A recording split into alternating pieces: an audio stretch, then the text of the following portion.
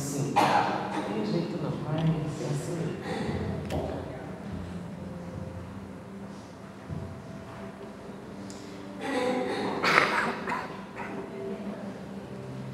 A intenção, o desejo era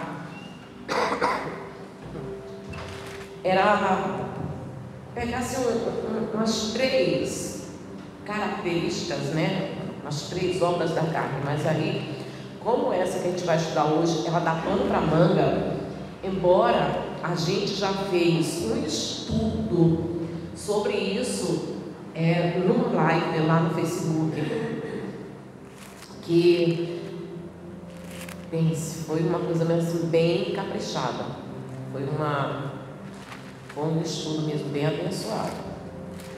Então, vou pegar com vocês, capítulo 5.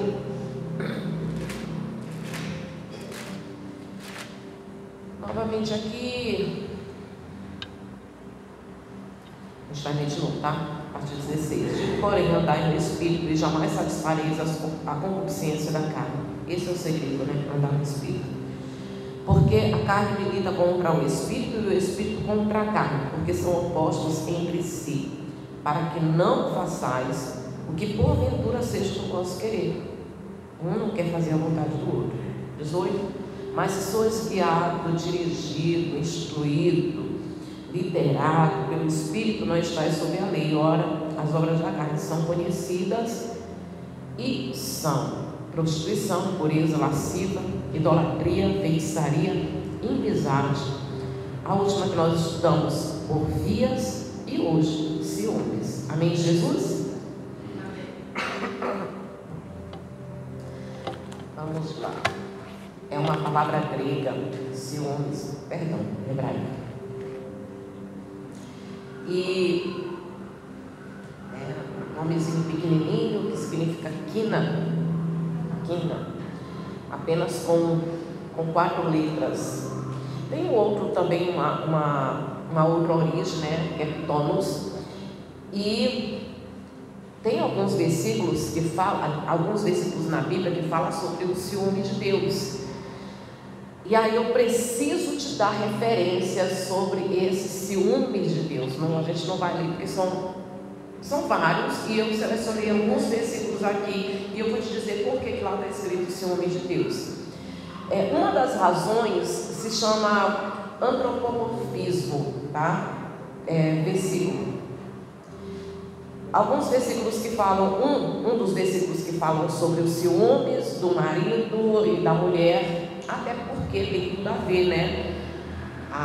Nós, muitas das vezes, somos citados na Bíblia como a esposa amada. Então, um dos versículos que fala sobre o ciúme de marido e da mulher, inclusive no Antigo Testamento existia uma lei, onde existia também a oferta dos ciúmes. Números capítulo 25, 11, tá? E Cantares 8, 6. E a lei está escrita em Números 5, no versículo 13 ao 31, são algumas leis, inclusive a lei dos ciúmes, né? A oferta pelos ciúmes. E Números 25, 11, que fala sobre os ciúmes pelas coisas do Senhor. Ciúmes pelas coisas do Senhor. Entre esse ciúmes pelas coisas do Senhor, um dos que me chama muita atenção é quando meu Deus do céu, tá amarrado. É quando Finéias ele mata as pessoas que estavam se prostituindo dentro da tenda.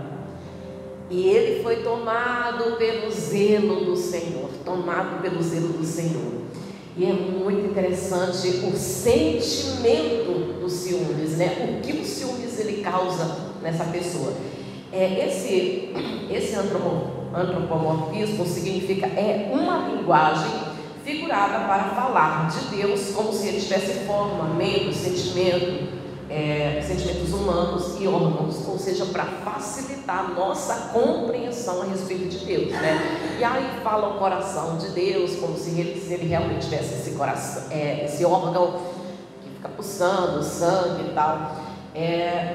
E alguns, para a gente poder compreender Deus através dos sentimentos que a gente compreende muito bem, porém é uma loucura tentar semelhar os ciúmes de Deus com o ciúme humano, porque nós não temos os sentimentos, as emoções em harmonia. E é por isso que o apóstolo Paulo fala que a gente precisa ser guiado, dirigido pelo Espírito Santo, exatamente para ter controle dessas emoções, que as emoções querem nos destruir. Essa é a realidade. As emoções, elas lutam para nos destruir. Por isso a gente precisa ser guiado. Não é fácil, irmão. Inclusive, a definição da psicologia diz que o ciúmes é o sentimento mais difícil de controlar. O ciúmes é o sentimento mais difícil de controlar. É só quem já teve ou quem tem sabe que de fato é uma grande verdade. É uma verdade. O ciúmes de Deus significa o zelo do Senhor pela sua santidade, pela sua glória. Ele fala que ele não divide a glória dele com ninguém. Zelo pela sua santidade, pela sua glória, pelo seu nome, e esse zelo se estende sobre o seu povo. Referências: Ezequiel capítulo 15, 42, Ezequiel 36, versículo 6. E no capítulo de Coríntios, capítulo 1, ou seja, 1 Coríntios capítulo 3, o apóstolo Paulo, ele acusa os cristãos de Coríntios de serem carnais, porque neles existiam ciúmes. Vamos dar uma olhada lá rapidinho? Alguns a gente lê, não dá para ler tudo porque senão demora muito. 1 Coríntios capítulo 3. Inclusive em cima, no texto da minha Bíblia tem escrito assim, o capítulo 3, bem em cima tem: as dissensões demonstram a falta de espiritualidade. Falta de espiritualidade, ou seja, carnalidade. Diz assim: eu, porém, irmãos, não vos pude falar como a espirituais, e sim como a carnais, como a crianças em Cristo.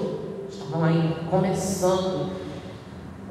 No 2: o leite vos dei a beber, não vos dei alimento sólido, porque ainda não podeis suportá-lo, nem ainda agora podeis, porque ainda sois carnais, ou seja, vocês não são guiados pelo Espírito. 3: portanto, havendo entre vós ciúmes e contenda, não é assim que sois carnais e andais segundo o homem.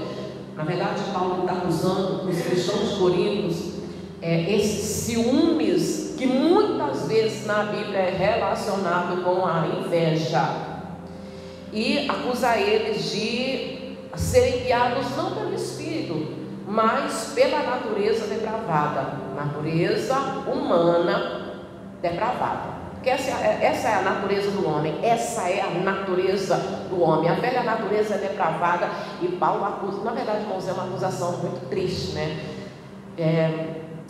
Eu não sei como você se sentiria se você ouvisse isso, mas eu acredito que isso ia me deixar muito triste, porque, sabe, o líder chegar para você e dizer para você que você é guiado pela natureza depravada, pela natureza pecaminosa, que você é carnal ao invés de ser espiritual, é uma acusação de fato muito triste. Mas é lógico, né, que ele não fala assim sem ter uma base, ele sabe do que ele está falando.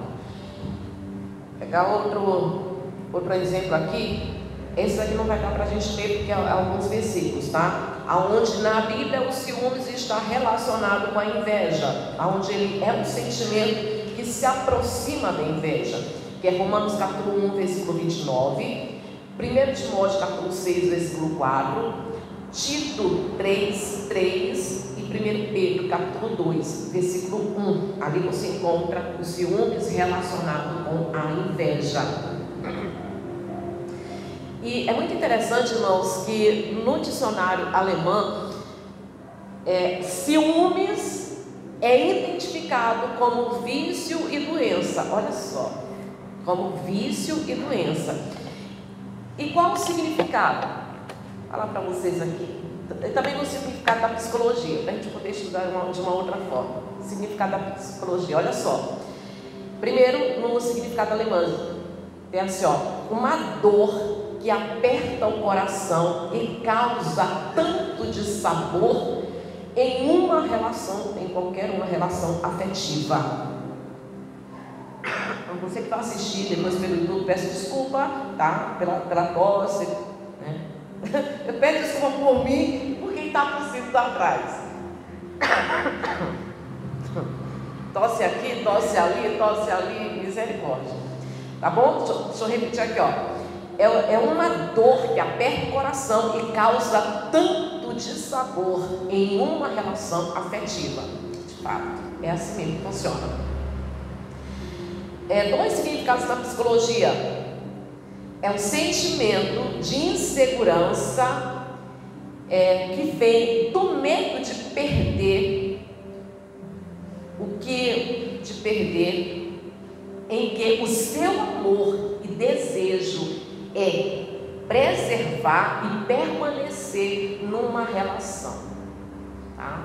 Esse é o primeiro significado que eu encontrei na psicologia, mas tem outro aqui muito interessante. Eu acho que deu para entender esse primeiro. Deixa eu repetir, ó. É um sentimento de segurança. Quem já teve ciúme sabe que é realmente desse jeito, que vem do medo de perder, em que o seu amor e desejo é preservar e permanecer na relação. Esse permanecer numa relação tem um significado muito forte, porque os ciúmes não mantém ninguém numa relação, muito pelo contrário. E os ciúmes não provoca o amor, e os ciúmes não faz uma pessoa te amar mais, ou não faz surgir nela amor por você. Outro significado, também na psicologia, é sentimento difícil de controlar e aparece em diversas razões, como sinal de alerta real ou imaginário. Esse sinal de alerta tem que ter muito cuidado. Hoje em dia tem uma doença que ela atinge mais da metade dos brasileiros, eu acredito assim, brasileiro não, da humanidade, uma doença chamada ansiedade. E a ansiedade, ela agrava e muito os ciúmes, porque a ansiedade, ela cria histórias imaginárias, e como diz aqui, em várias situações, os ciúmes pode acontecer como um alerta, porque a pessoa percebe que há algo errado, que algo está fugindo do normal e é um alerta, ou pode ser algo imaginário e esse algo imaginário pode fugir do controle dela, e principalmente se tiver ansiedade, aí mesmo que a pessoa perde o controle. Quando perde o controle, quando a pessoa perde o controle,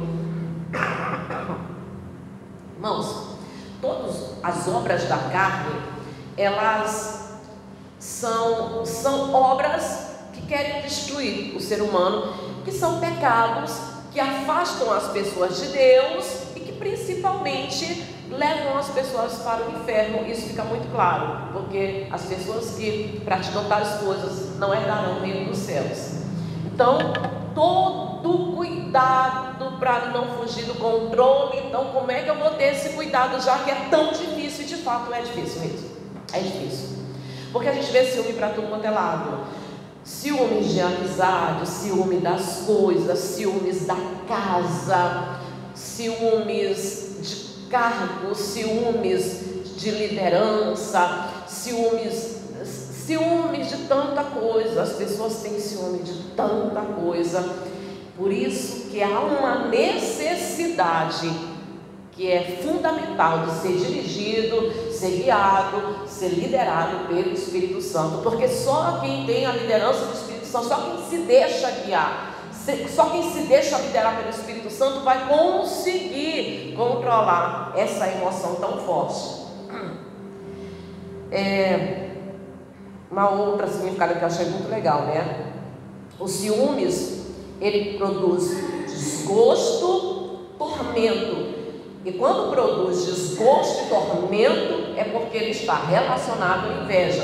A gente vai encontrar na história da humanidade a inveja relacionada com ciúmes. No caso de Caim e Abel, no caso de José e os seus irmãos, e no caso de Esaú e Jacó, e a gente vai encontrar muitos casos onde o ciúmes estava ali e estava relacionado com a inveja. E se nós não tivermos essa vigilância, a espiritualidade, nós vamos ser atingidos por esse fogo, por esse sentimento que aperta o coração, e ainda corre o risco, né, de além de ciúmes, sentir inveja, que é um sentimento fatal, venenoso. Uma pessoa, quando ela perde o controle, o que acontece? Quando ela perde o controle, ela passa a vigiar, a seguir, a observar, consequentemente a esquecer de si. Vocês sabem que é assim que funciona, né? Quando o ciúmes começa, aí a pessoa começa a vigiar, começa a observar, começa a procurar ver se tem algum vestígio. Ela começa às vezes a cuidar mais do outro do que de si mesmo. E o que é muito legal da gente estudar é 1 Coríntios capítulo 13. A gente vai dar uma olhada rapidinho. Vamos lá, 1 Coríntios. E geralmente, uma coisa muito interessante, muito triste ao mesmo tempo, é que geralmente uma pessoa, quando ela sente ciúmes e ela começa exatamente a fazer isso, a observar, a vigiar, a seguir, ela tem a falsa ilusão de que ela está no controle. Mas eu volto a dizer, ninguém que manifesta ciúmes, ninguém que cobra ciúmes, porque há essa justificativa, né, de dizer que é um zelo, porque o ciúmes, como a gente vê aqui no Coríntios 13, diz assim, olha, Coríntios 13, a gente pega o 4, 1 Coríntios 13, a gente pega o versículo 4. O amor é paciente, é benigno, o amor não arde em ciúmes, não se ufana, não se ensoberbece. Dá uma pausa aqui, o segundo versículo é muito interessante, mas deixa eu comentar aqui uma coisa com vocês. Aqui não está dizendo que o amor não sente ciúmes, ele está dizendo que o amor não arde em ciúmes. Não está dizendo que não tem ciúmes. Então, acontece e as pessoas justificam que é zelo. Nós não temos as emoções em harmonia como o nosso Deus. O nosso Deus, os ciúmes dele, tanto pode ser zelo, como pode ser também a manifestação da justiça de Deus, pelo zelo, pelo seu nome, pela sua glória e, consequentemente, pelo seu povo, por aquilo que é seu, por aquilo que lhe pertence. E Deus, ele tem zelo por aquilo que é dele, por aquilo que pertence. E às vezes a gente, né, uma coisa de expressão, quer justificar os ciúmes dizendo que é zelo. Não, mas eu quero cuidar, eu quero zelar. E quando a pessoa começa com essa manifestação de zelo, sem controle, de cobrança, sem controle, normalmente essa pessoa, ela não será amada, porque nenhuma manifestação de ciúme faz a pessoa ser amada. Ciúmes não desperta amor em ninguém, não desperta amor. Agora, o que é muito interessante é que, ao mesmo tempo que a gente encontra aqui que quem ama não arde em ciúmes, não arde, não sofre, não se consome, não passa a noite acordado, não perde o apetite, não definha, ao mesmo tempo que diz que esse sentimento é muito forte, mas quem ama, né? Você vê que tem pessoas assim, não, mas é porque eu te amo, o meu ciúmes é porque eu te amo, mas a Bíblia diz que quem ama não age. Irmãos, o conceito de amor aqui nesse mundo está completamente deturbado. De vez em quando eu falo isso, né? Totalmente deturbado. Porque geralmente as pessoas têm mania de dizer assim, que ama, por quê? Porque quer estar perto, porque quer mais, porque quer estar junto, porque gosta de abraçar, porque gosta de... Não, o conceito de amor real na Bíblia, inclusive a gente vai ver isso agora, né? Falo no final. Então, aqui está falando assim, ao mesmo tempo que ele diz assim, não arde em ciúmes, não se consome, não define de ciúmes. Tem um versículo mais na frente, que é o versículo 5, que diz o seguinte: o amor não se conduz inconvenientemente. Essas duas características de amor, elas precisam estar juntas em todas as relações. Essas duas características, elas precisam acompanhar quem ama. Não arde em ciúmes e também não se conduz inconvenientemente. Quem ama não pode ter uma sem ter a outra. E aí eu peguei alguns, não todos, mas eu peguei alguns significados de não se conduz inconvenientemente. Está aqui um segredo para uma relação de paz, de harmonia, né? Uma relação, olha só, irmãos, está aqui um segredo para uma relação abençoada. Significado: não se conduz inconvenientemente, não é mal educado. Não, deixa eu pegar o sinônimo. Não se conduz inconvenientemente. Não se conduz inconvenientemente. Uma pessoa que ela não é inconveniente, Antônio, ela é educada, amável, atencioso, prestativo, cortês, gracioso, gentil, delicado. Isso é uma pessoa que ama. Olha, quando se fala educado, tem até um nomezinho também que eu esqueci agora. Lembrei. Em outras palavras, quem ama não se conduz inconvenientemente. Inclusive teve até um estudo que eu peguei assim: quem ama não é mal criado. Olha só, quem ama não é mal criado. E quando a gente fala uma pessoa mal criada, é uma pessoa mal educada. E a educação, você sabe que nada garante. Estudo não garante, diploma não garante, condição financeira, a família ser de classe alta ou de classe média, nada, absolutamente nada, a cor, o lugar onde... nada garante a pessoa ser educado. E a gente vê a falta de educação para tudo quanto é lado. Para todo lado tem falta de educação. E principalmente, irmãos, principalmente dentro das relações. Então, trazendo o ciúme para qualquer tipo de relação entre amigos e relação entre amor ou relação entre sócios, o amor, ele não é mal educado. Não arde em ciúmes, aquele zelo descontrolado em querer proteger, até porque algumas pessoas querem confundir o que ela sente com a forma como Deus ele age. E Deus, sim, ele quer exclusividade, primazia, e isso fica bem claro para cada um de nós. E algumas pessoas têm a mania de achar que aquilo que ela sente, ela quer dizer que não, que é correto, que é certo, e que a Bíblia também diz. Só que, ao mesmo tempo que o amor não arde em ciúme, não tem um ciúme descontrolado, não faz cobrança, não vigia, não fica apenas observando, mas ao mesmo tempo ele é educado. Se essas duas coisas estiverem dentro de uma relação, essa relação vai ser muito abençoada.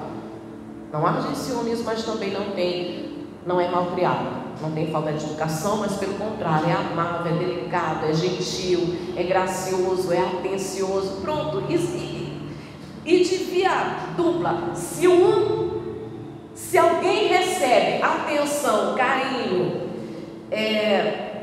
educação, gentileza, como que o ciúme vai ter espaço? Não vai ter espaço.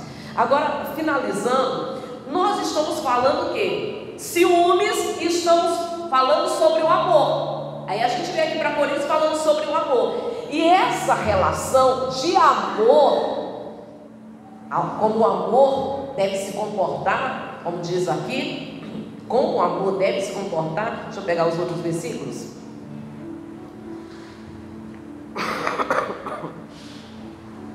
Não se conduz inconvenientemente, não procura os seus interesses, não se exaspera, não se ressente do mal, não se alegra com a injustiça, mas regozija-se com a verdade. Tudo sofre, tudo crê, tudo espera, tudo suporta. O amor jamais acaba. Tá bom, tá, gente? Só que quando a gente está falando aqui de amor, a gente precisa generalizar, porque a gente precisa unir. A gente precisa generalizar, a gente precisa unir aquele que é guiado pelo Espírito Santo, aquele que é dirigido pelo Espírito Santo, que é liderado pelo Espírito Santo, que tem as suas emoções controladas pela liderança do Espírito Santo.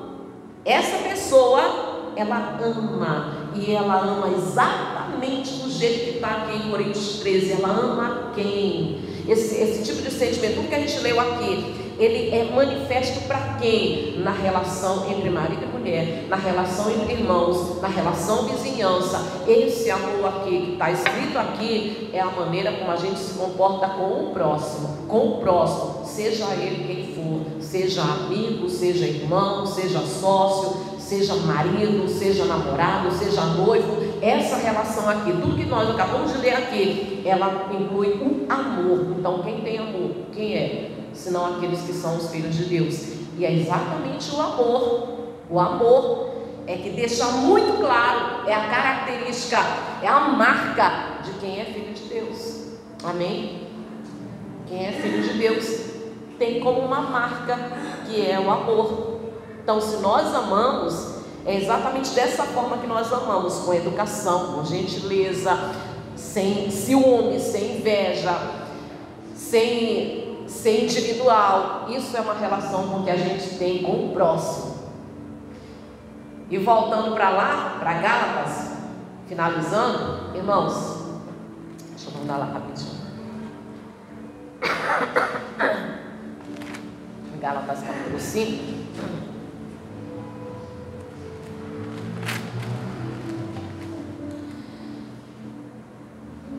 No 20, idolatria, feitiçaria, inimizade, porfia, ciúmes, iras, discórdia, dissensões, facções, invejas, bebedices, glutonaria, coisas semelhantes a estas, a respeito dos quais eu vos declaro, como já outrora vos preveni, que não herdarão o reino de Deus, os que tais coisas praticam. Infelizmente, muito do que nós acabamos de ler aqui existe muito dentro das igrejas. Ciúmes dentro da igreja, ciúmes da posição, ciúmes do talento, ciúmes do dom, ciúmes do que faz, ciúmes do cargo. Essas coisas, infelizmente, existem muito dentro da igreja. Falta de educação dentro da igreja, pessoas mal criadas dentro da igreja. Mas nós não podemos ser aquelas pessoas lá que recebeu aquela advertência em 1 Coríntios capítulo 3, versículo 3, carnais. Nós estamos aqui nesse esforço, nessa dedicação, onde você não gosta de faltar culto, onde você está sempre presente, onde você está sempre buscando. Para quê? Exatamente para a gente ser o contrário daquele culto, para a gente ser espiritual, para crescer em conhecimento de Deus e manifestar os dons do Espírito Santo, e não ser carnais, e não ser guiados pela natureza depravada e pecaminosa. Amém? Vamos orar em nome de Jesus. Falamos de pé.